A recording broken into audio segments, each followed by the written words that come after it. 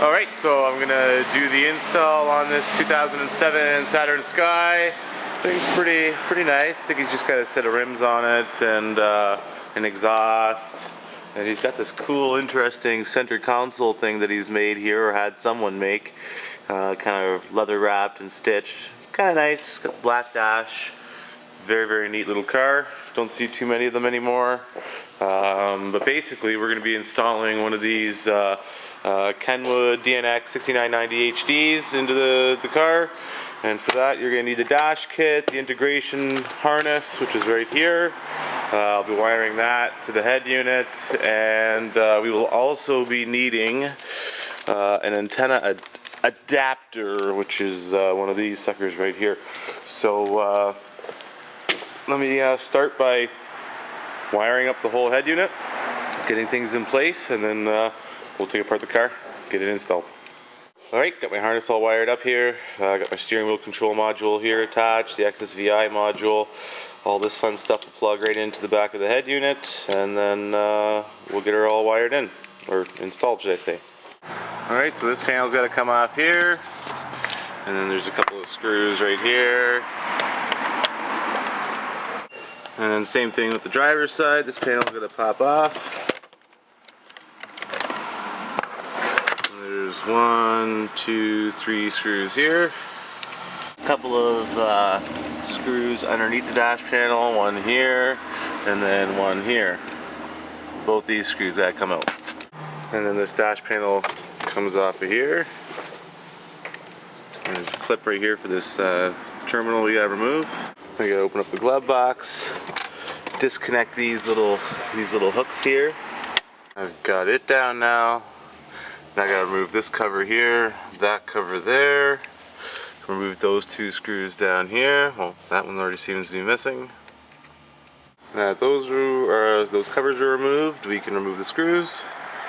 Now that we got all the screws removed, this should just simply come right off.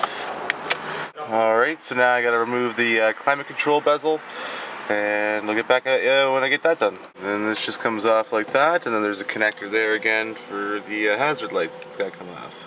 And then this whole bezel comes off. And there's a connector down in there we gotta take off. Alright, so the whole dash is basically apart here in order to get the radio out. And now there's 4 screws here in order to get the radio out. Alright, got the radio unbolted, and then this just comes out. And we gotta disconnect all the connectors in the back of it. Alrighty, factory radio's out, and on to the installation part. Just got my microphone mounted for my Bluetooth here. All my cables are ran down and through, and I'm just routing them now.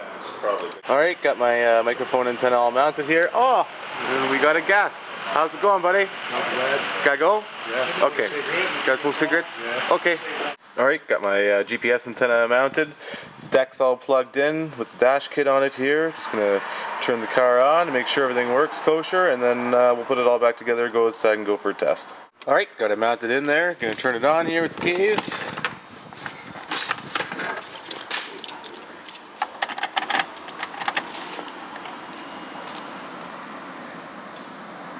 Okay, she works. Time to put it back there. Alright, so I finished up the deck on this car here. Pretty slick little install.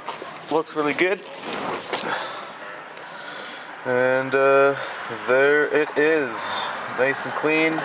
Looking good. Got my GPS antenna up there. Nice clean install there.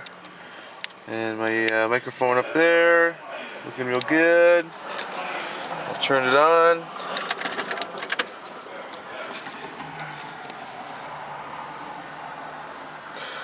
Kenwood uses the Garmin GPS, which is awesome.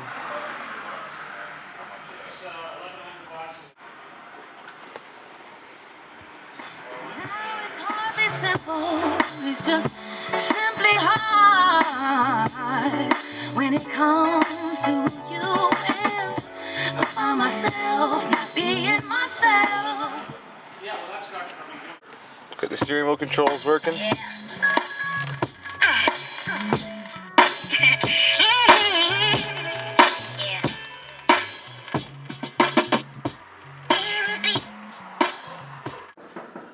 Alright, that's it guys. Thanks for watching, and don't forget to subscribe. Yeah. So I guess he doesn't just have stock, it's got an aftermarket supercharger on it from this company here. It's pretty This is pretty aftermarket, aftermarket, aftermarket. It's intercoolers aftermarket. The valve cover is painted aftermarket. Center coil cover is painted aftermarket, and the caps are all quick. And how many horsepower do you think you're pulling out of this? 250 at the rear wheels. Wow.